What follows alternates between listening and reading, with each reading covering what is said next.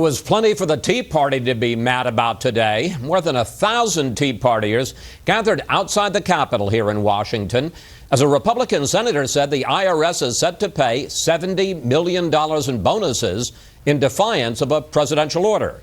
Chief Congressional Correspondent Mike Emanuel tells us now some people want to turn the tables on the tax man. Selected as a date that on the west lawn of the Capitol, more than 1,000 Tea Party supporters and their allies in Congress called for the IRS to be audited after conservative groups seeking tax-exempt status received extra scrutiny. As targets of the IRS, it's time for America to reverse it and now target the IRS themselves. And we're going to do it by dismantling the IRS piece by piece. We're going to throw it overboard like a box of British tea. Lois Lerner, the IRS official on paid administrative leave after refusing to resign, also took heat for her role in the targeting. It turns out that the government employee at the IRS who will not testify, who will not help with the hearings, it turns out she's been doing this for decades.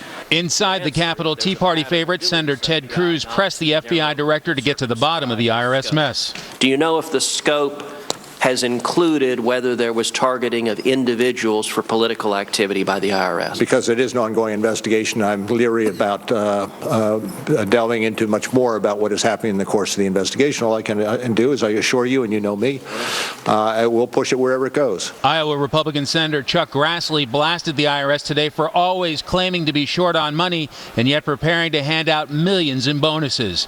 In this letter to Acting Commissioner Daniel Werfel, Grassley wrote, quote, "Does the IRS intend to execute an agreement to preserve approximately $70 million for union bonuses during sequestration?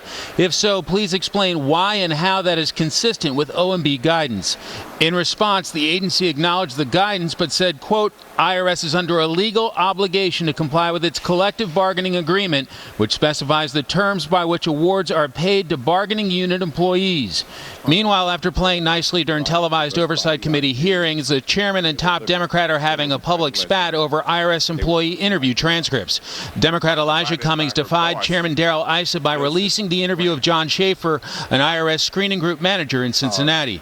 Schaefer was asked, "Do you have any reason to believe that anyone in the White House was involved in the decision to screen Tea Party cases?"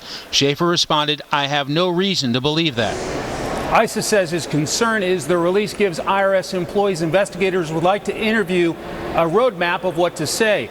Schaefer did say Washington was very interested in Tea Party cases, and he did not know of rogue agents in Cincinnati. Chris? Mike Emanuel on Capitol Hill. Mike, thanks for that.